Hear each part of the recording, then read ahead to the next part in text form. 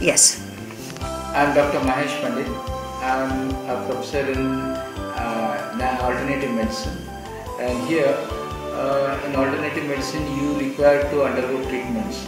And treatments actually require the person's psychology. If the psychology is okay, the person is happy, the treatment once again will be 100% effective.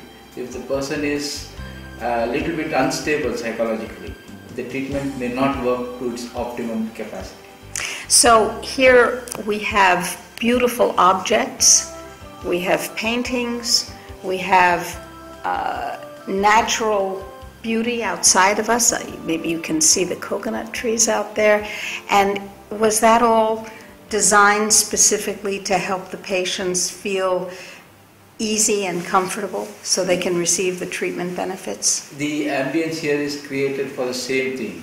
If the person is, once again, he sees everything green, natural, the natural tendency of human beings is to be happy. That's why it's created like that. So if someone came, you know, my training is initially in psychiatry. So if someone came here without the capacity to feel happy at that moment, someone who was depressed, someone who was anxious, someone who was grieving in a way that they could not move past, how would the treatments work if they couldn't at that moment feel happy? I can feel happy. General Bert can feel happy right now. But what about a person who cannot seek happiness at the moment and yet comes for treatment? In such cases, what we do is spend a lot of time with them. There is a lot of counseling done. Then usually when the person who is in the problem will not have any solution to it. But if he has a solution from outside, a person who is experienced can tell him what to do, what should not be done, how he should behave, or how he should respond to this. That will reduce his anxiety, depression, whatever he has. And slowly, when the person takes the treatment, it adds to that. And definitely he can see the result. Particularly yogic counseling will help in such cases.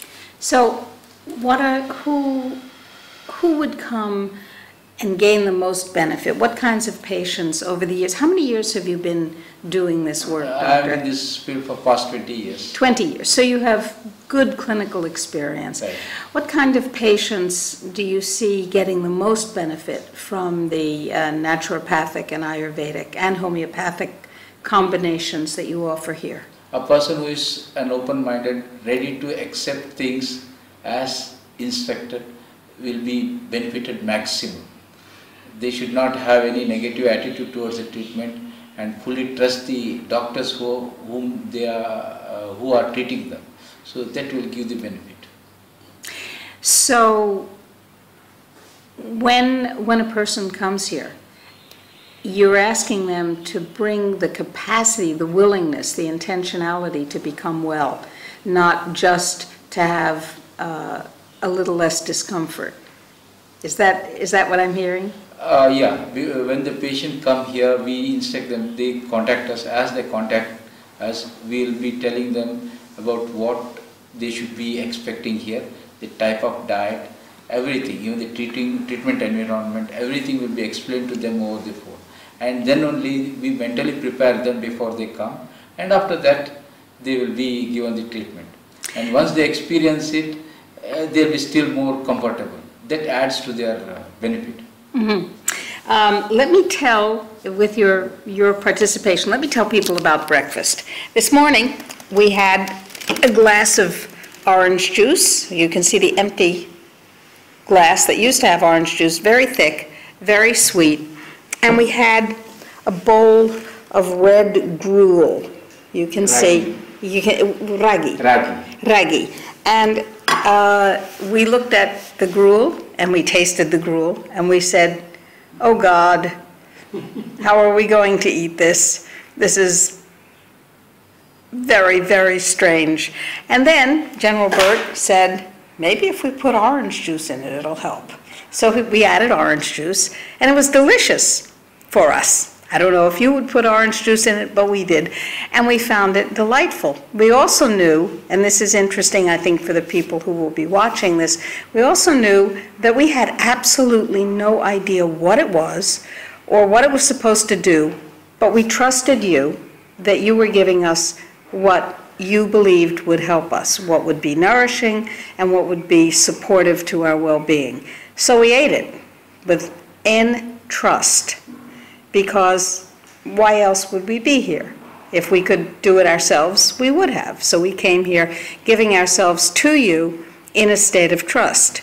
And I think that's what you're asking patients to do when they come to something that they're unfamiliar with. Yeah? Health, we always judge by the taste, healthy food. But actually, what we are missing is that just for the pleasure of 6-inch tongue, we are destroying the 6-feet body. So what doesn't taste good is usually good for the body. It contains a lot of calcium, and by nature it is very cool. When it gets inside the body, it cools down the body. That's the property of it. And you might have seen it, it is a thick, sort of pasty type of liquid, substance. This adds to the what you call bulk in your stomach, easily digestible, and it can be easily disposed of the stomach. So it is good. But adding orange juice, fine, that was tasting good, but there are substances. Orange juice is exactly opposite. It is citric. But you should add either honey or jaggery. All right. So that will give a better taste, and that will not spoil the naturality of that substance. Okay, thank you. I'm glad I mentioned it, and I'm glad you educated me. Thank you. I have a question about the contents of the food that we're enjoying. We are great coffee drinkers. We have coffee every morning. Does coffee or will coffee interfere with the treatment that we're about to get? The coffee contains caffeine, and which is a natural stimulant. And actually, there are different types of treatment in Ayurveda.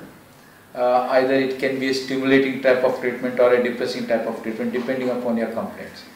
Probably, small quantities may not affect that much, but if it is taken frequently in larger quantities, there can be chances that it can affect with the treatment.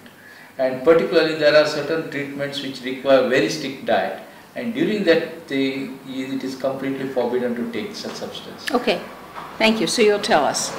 Our coffee comes from our own organic coffee plantation, so it has no chemicals and it has none of the things that conventionally are very toxic in coffee. But you're right, it does have caffeine, and it has all the other things that coffee is supposed to have. So you'll tell us. Totally organic coffee.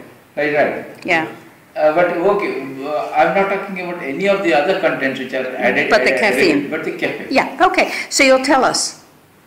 You'll tell us if you want us not to have the coffee, you'll tell us. Time being you can have it, but once you begin the cleansing procedure, that is, I think the other day Dr. Aital had told you about the drinking of the ghee. That time it's better to avoid that. Okay, good. And regarding him, I don't think so that is going to affect his treatment, because his is mainly external treatment. Okay. They'll be giving you internal treatments for you that may require some dietary restriction. Okay, fine. Thank you. Very, very helpful.